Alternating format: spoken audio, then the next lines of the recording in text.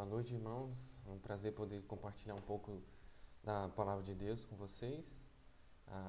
Gostaria de levar os irmãos para um texto em Salmos, Salmo 11, e gostaria de falar algumas verdades nesse salmo, né?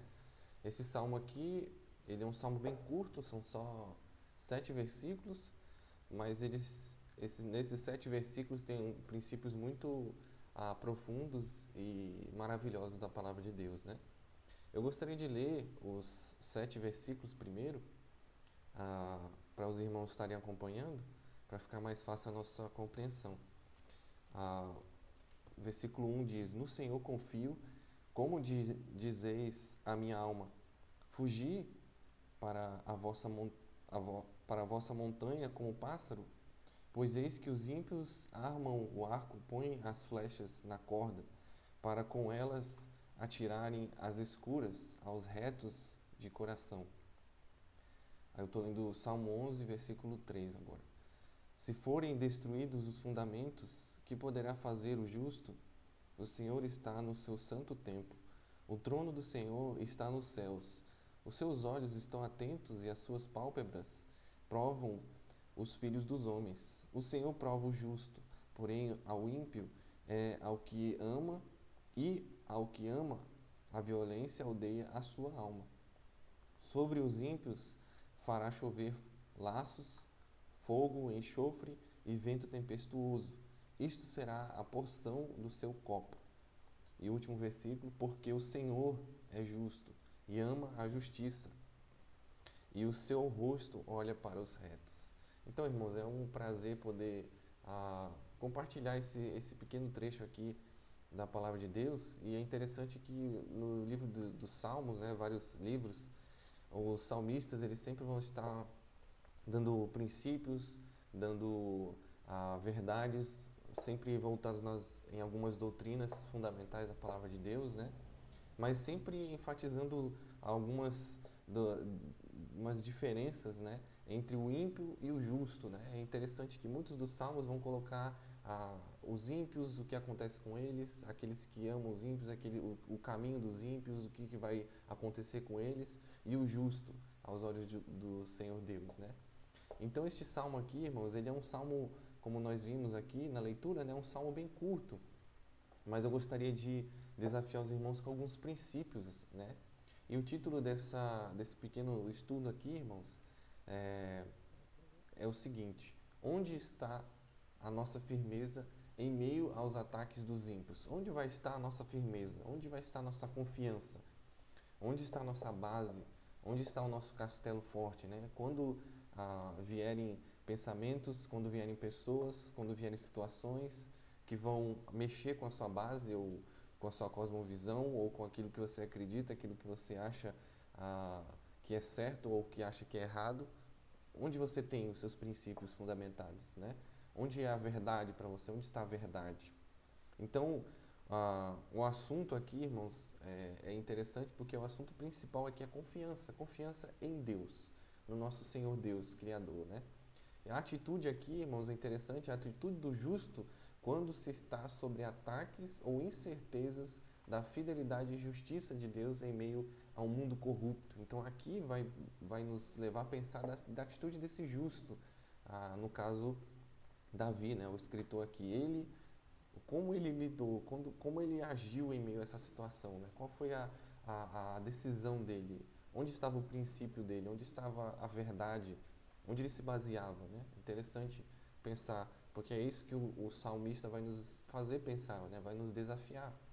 Então aqui nós vemos Davi, né, que é um grande exemplo de um homem que foi forjado em meio às provações, em meio às dificuldades, um homem forjado para ser conhecido mais à frente como um homem segundo o coração de Deus, né? Ao contrário de Saul, né, que foi um homem segundo o coração dos homens, né? Um homem que não quis andar com Deus, tinha todo o potencial para ser um homem, um rei, né, segundo o coração de Deus, mas Saul tomou outras decisões, né, como nós estudamos num outro estudo aqui, né? Mas é interessante, irmãos, esse pensamento, porque nós vemos Davi sendo forjado em meio às dificuldades, né? ele se tornando um futuro rei, né? Foi marcado aqui Davi, né, o rei Davi, e por perseguições de morte, também foi por livramentos vindos por Deus, foi aflições, foi marcado por aflições de espírito, foi marcado por angústias, por perdas, por situações complicadas na sua vida, né? Então era sempre correndo, se escondendo e precisando passar por noites em claro e muitas vezes precisou, como diz em 1 Samuel 30, versículo 6, né? Ele precisou tomar uma atitude em meio a uma situação que aconteceu porque todas as mulheres e os seus filhos foram tomados deles. E o que ele diz em 1 Samuel 36, Davi diz que ele se fortaleceu no Senhor. Em meio àquela situação, ele tomou uma atitude, porque ele precisava se fortalecer no Senhor, Davi, para poder fortalecer aos seus companheiros que estavam pensando até em apedrejá-lo e machucá-lo, ou matá-lo, no caso, né? Mas isso tudo estava envolvendo na confiança, na fortaleza que Davi tinha em alguém, em um ser, e nós conhecemos esse alguém que é Deus, né? O nosso Senhor, o nosso Salvador, o Senhor dos Exércitos, né? E o que chama atenção, irmãos, aqui no contexto, é que provavelmente o contexto aqui da escrita desse salmo aqui era um contexto de Saul perseguindo Davi, né? Que eu vou ler aqui para os irmãos, 1 Samuel 18, 11 versículo 12. 1 Samuel 18, versículo 11 e versículo 12. Pode ter sido nesse contexto da perseguição, tanto no início, né, quando Saul começou a tentar matar Davi jogando uma lança e depois toda aquela perseguição, o contexto desse salmo pode ter sido nesse caso aqui, de perseguição, né? No início, ou no meio, ou depois, não temos a certeza concreta, né? Mas o contexto era a perseguição de Saul a Davi. 1 Samuel 18, versículo 11 e 12 diz: E Saul atirou com a lança, dizendo: encravarei a Davi na parede. Porém, Davi se desviou dele por 2 vezes. E temia Saul a Davi, porque o Senhor era com ele e se tinha retirado de Saul. E 1 Samuel 19, versículo 10 a 12 também diz: E procurou Saul encravar a Davi na parede, porém ele se desviou diante de Saul, o qual feriu com a lança a parede. Então fugiu Davi e escapou naquela mesma noite. Porém, Saul mandou mensageiros à casa de Davi que o guardassem e o matassem pela manhã, do que Mical, sua mulher, avisou a Davi, dizendo: Se não salvares a tua vida esta noite, amanhã te matarão. Então Mical desceu a Davi por uma janela, e ele se foi e fugiu e escapou. Então a gente vê a perseguição presente na vida de Davi, né, no início, né? E é interessante que tudo envolvendo inveja de Saul para com Davi, desgosto, porque Saul tinha tomado uma decisão errada, não quis se reconciliar com Deus, não quis se arrepender realmente dos seus atos, né? E aí ficou com ciúmes de Davi, porque Davi foi escolhido por Deus, né? E Davi era melhor que Saul, não porque Davi era habilidoso, mas porque Deus estava com Davi, né? Deus quem o fortalecia, Deus quem o protegia. E Saul ficava com ciúmes porque Deus não estava mais com ele, né? Então aqui, irmãos, pelo contexto, então nós vemos uma forte agitação permitida por Deus na vida aqui do salmista para o provar e o diferenciar dos ímpios. Então, aquele contexto de diferença entre ímpios e justos, aqui vai ser claro.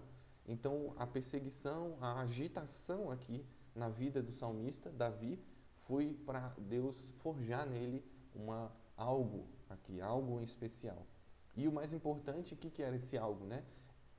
Era para o quê? Enraizar ainda mais a confiança e fé no Senhor dos Exércitos. Esse era o objetivo de Deus na vida do salmista, para que a fé do salmista aumentasse, a confiança do salmista aumentasse em Deus, não na sua própria força, não na sua própria inteligência, não na sua própria justiça. Então, irmãos, aqui nós vamos ver nesse contexto que as provações de Deus elas virão com a finalidade de aumentar a nossa confiança nele. Então a provação, muitas vezes, se eu posso dizer todas as vezes, porque esse é o objetivo, né? Vai vir para que a nossa confiança aumente em Deus. Tudo isso é para que a nossa esperança esteja em Deus, os nossos olhares se voltem para Deus. Então é um contexto muito interessante porque é presente na palavra de Deus. Sempre quando você vê alguém, um justo passando por aflição, no final você vê a bênção e a proteção de Deus e a alegria de Deus em ver que o justo passou pela aflição permitida por ele e os seus olhos se voltaram para Deus e a sua fé aumentou, a sua confiança aumentou.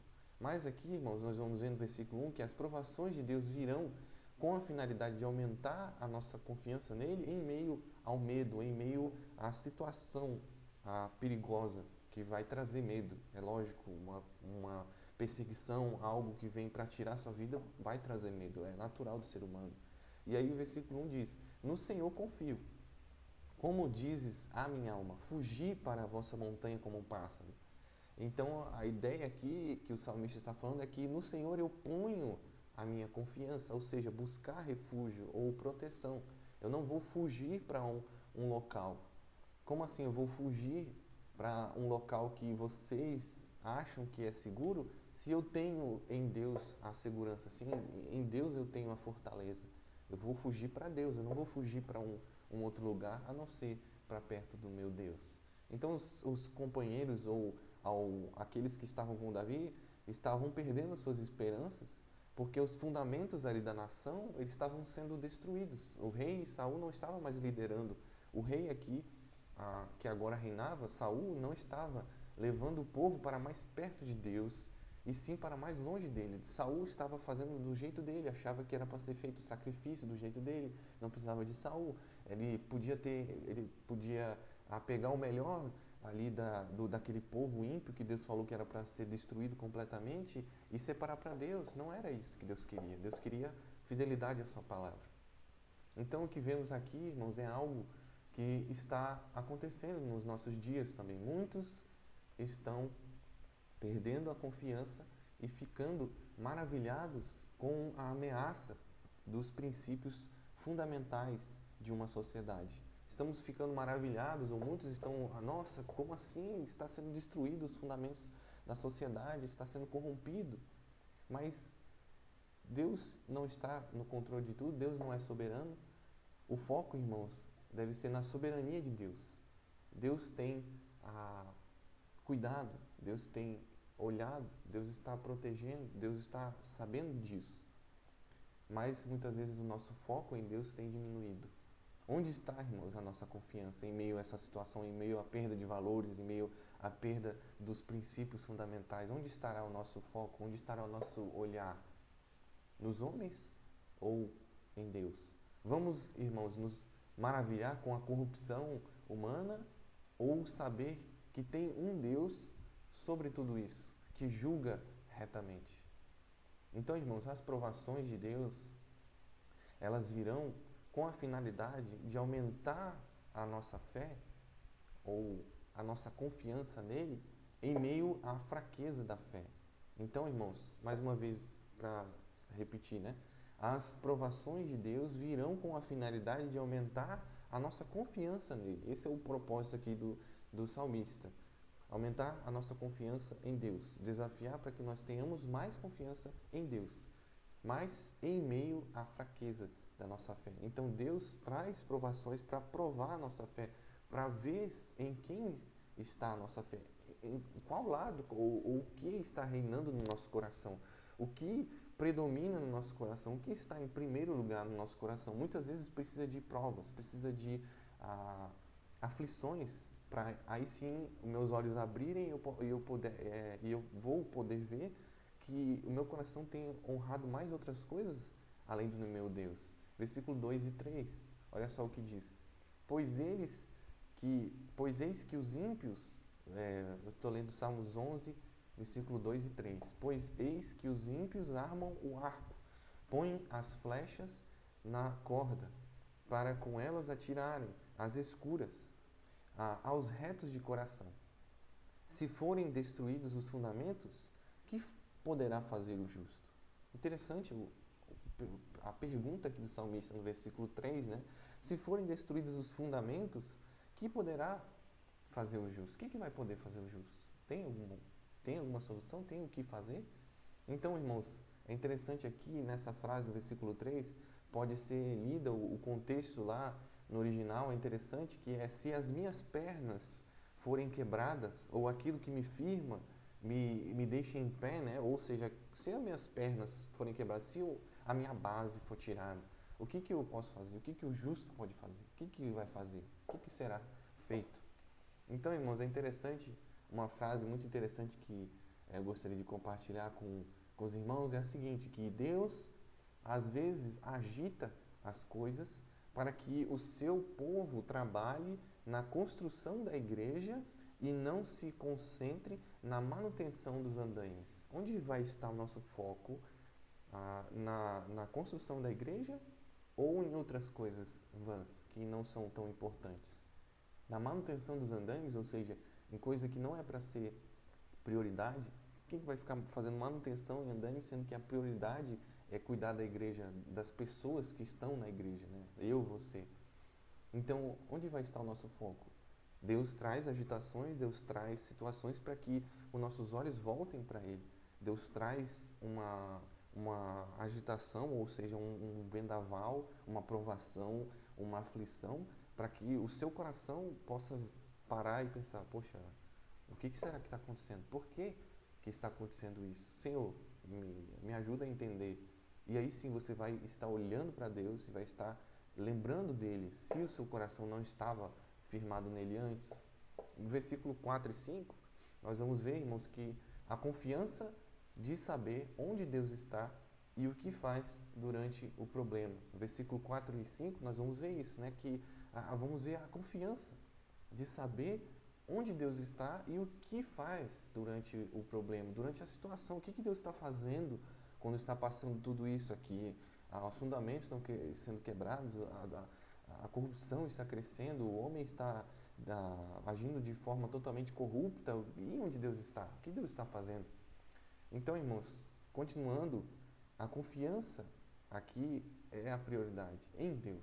Então, por isso, irmãos, as provações de Deus virão com a finalidade ou com o propósito de aumentar a nossa confiança nele. Esse é o objetivo. Em meio à desconfiança de sua soberania. Em meio aos nossos olhos que provavelmente vão estar olhando para a agitação, olhando para aquela situação que, poxa, isso aqui é caótico, como que Deus pode estar permitindo isso?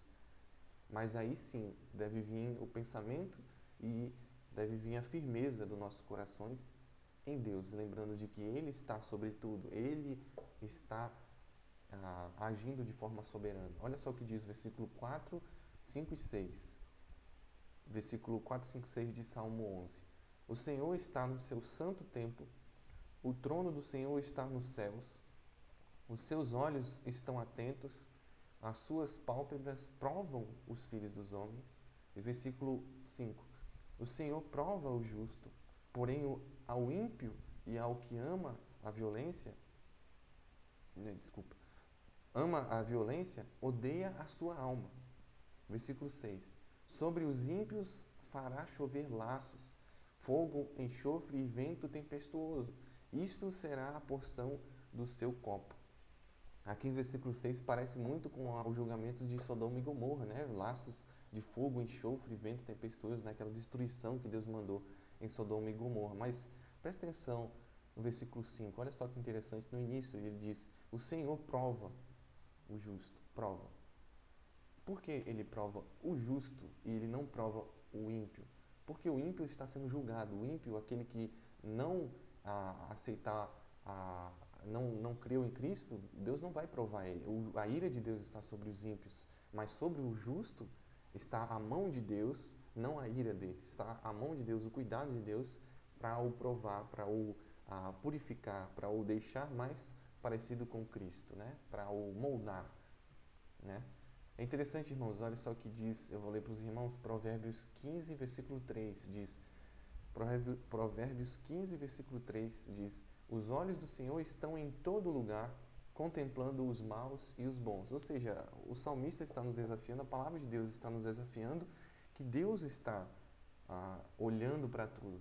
Não é à toa que a Bíblia também nos diz que Deus faz cair bênçãos sobre os justos e sobre os injustos. Deus é justo com todos, Deus trata igualmente e Deus até abençoa muitas vezes igualmente, até aqueles que não merecem, Deus abençoa, né? Não é à toa que até nós, não merecedores da graça de Deus, Deus a deu de graça, né? Como posso dizer assim, né? É um trocadilho.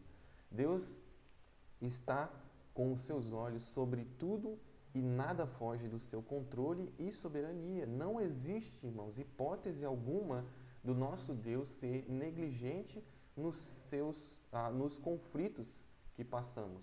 Não tem hipótese alguma, não tem nenhum pensamento, nem nada que você pode pensar em duvidar. É fato que Deus está cuidando, que Deus está olhando, que Deus sabe. Deus não é negligente conosco.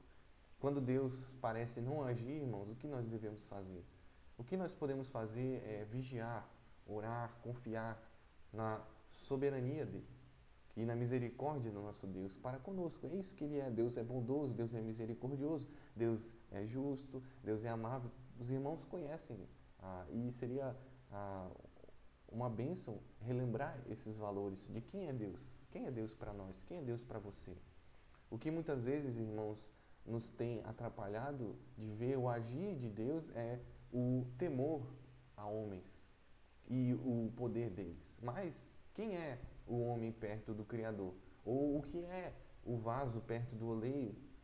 Ou pode o vaso questionar o que o fez? Pode o vaso questionar o oleiro? Pode o vaso dizer alguma coisa para aquele que o manuseia, aquele que o transforma, aquele que o faz útil?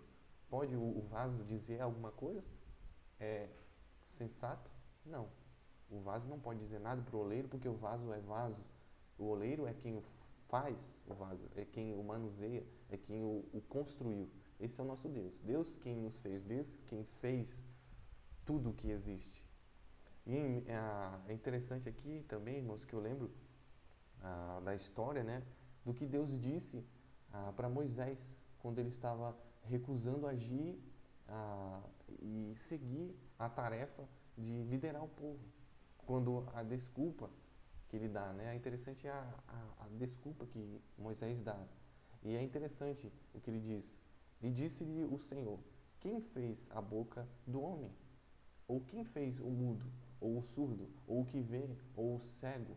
Não sou eu o Senhor? É interessante que Moisés, né, foi instruído no Egito, foi instruído em guerras, instruído em tudo que você pode imaginar para ser um general, para ser alguém, um líder, um magnata, alguém que tinha todo o contexto, toda a instrução. E ele disse que era pesado de língua, treinado e sabia muitas coisas. Mas Deus fala com Moisés: quem fez a boca? Quem te fez? Ou quem fez o mudo, ou quem fez o surdo, ou o que vê, ou o cego? Quem permitiu tudo isso? Não fui eu, não sou eu que controlo, não sou eu que tenho o poder. Esse versículo que eu li é Êxodo 4, versículo 11.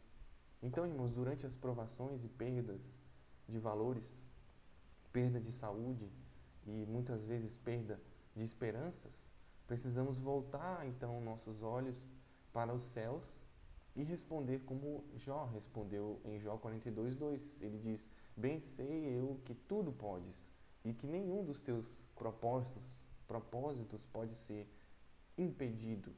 Ou seja, a confiança de Jó, irmãos, ela foi fortalecida porque Deus permitiu sobre ele uma provação, que eu posso dizer assim, impassável. Ou seja, Deus não deixaria nenhum de nós passar por nenhuma prova que não tivéssemos a capacidade de confiar nele para passar por ela, não de passar pela prova, né? Deus nunca ia permitir que você passasse por uma prova que você não conseguisse passar, mas está mais profundo do que isso o princípio. Deus nunca ia permitir que você passasse por uma provação, mas Ele permite que você passe por uma provação para que você confie nele para passar por aquela aprovação, sempre com a ajuda de Deus.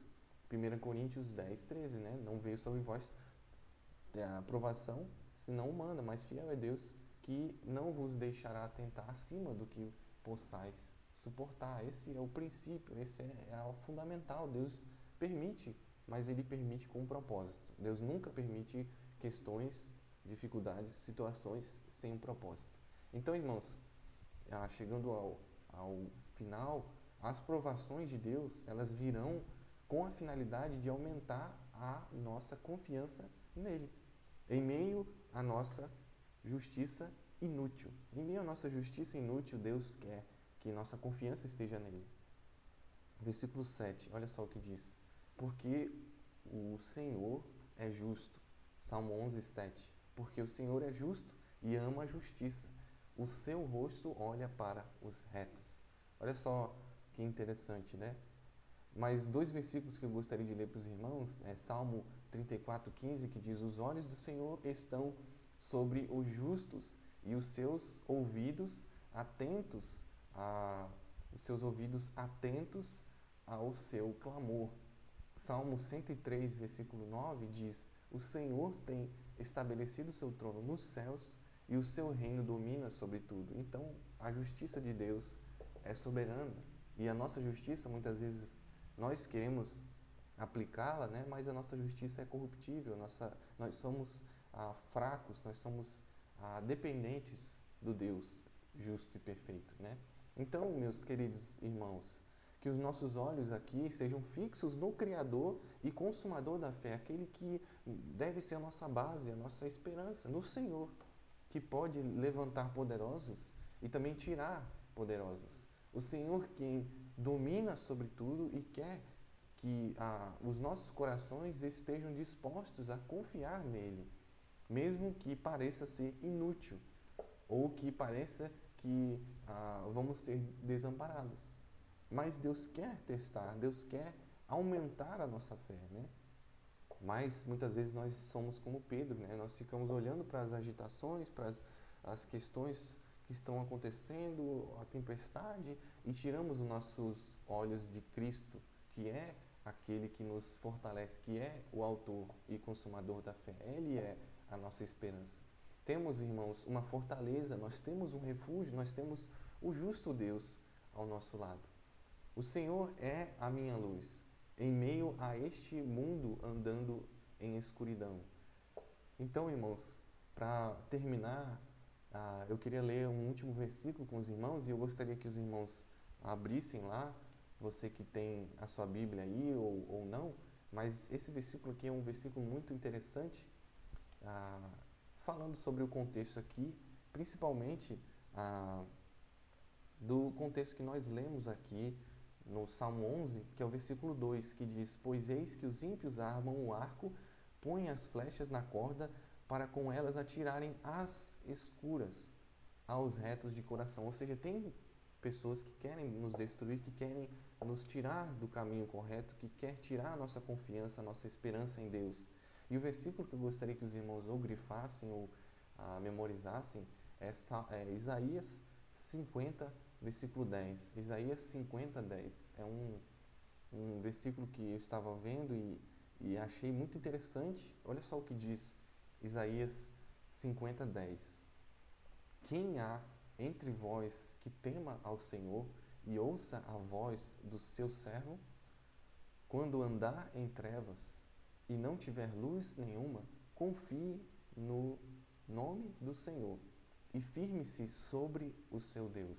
Ou seja, em meio à escuridão, em meio à situação, nós temos uma esperança, nós temos a luz, nós temos em quem confiar, nós temos para quem olhar. Então, irmãos, que seja uma verdade em nossos corações isso, né? É interessante. Quando andar em trevas e não tiver luz nenhuma, confie no nome do Senhor e firme-se sobre o seu Deus. Então, irmãos, que as provações possam ser olhadas agora como benéficas para nossas vidas, as situações que nós passamos possam ser um objetivo ou com um propósito para lembrarmos de quem é Deus e a permissão de Deus para nossas vidas. Deus está nos seus no seu trono. Deus sabe o que estamos passando. Deus permite isso para o nosso bem, para que a nossa confiança seja estabelecida. Por isso que o salmista, no início do salmo, ele já começa dizendo: no Senhor confio. No Senhor confio. Esse que é a bênção e a alegria aqui interessante desse salmista, que já começa no versículo 1 dizendo: no Senhor confio. Então, irmãos, que essa seja a nossa esperança, essa que seja a nossa máxima, né, em nosso viver, que a nossa confiança esteja em Deus. Vamos orar, irmãos? Então, oremos. Senhor Deus, agradecemos, Pai, pela Tua palavra, também agradecemos, Senhor, pelo desafio que ela traz aos nossos corações. Obrigado, Senhor, porque o Senhor colocou tantas verdades aqui na Tua palavra para que desafie o nosso coração e mostre, Senhor, que muitas vezes o nosso coração não está inteiramente confiando em Ti e precisa, Senhor, ser amoldado, precisa ser agitado para que possa confiar em Ti. Que o Senhor fortaleça os nossos corações, também a todos os irmãos aqui, Pai. Que o Senhor nos abençoe e que o nosso coração esteja alegre e motivado em confiar em Ti, em meio a todo o problema e toda a situação que nós enfrentamos. Oramos e agradecemos em nome de Cristo. Amém. Então, irmãos, é um prazer mais uma vez e Deus abençoe. E se Deus permitir, uma próxima oportunidade, nós estaremos aqui de volta compartilhando um pouco da palavra de Deus. Então, um grande abraço e Deus abençoe.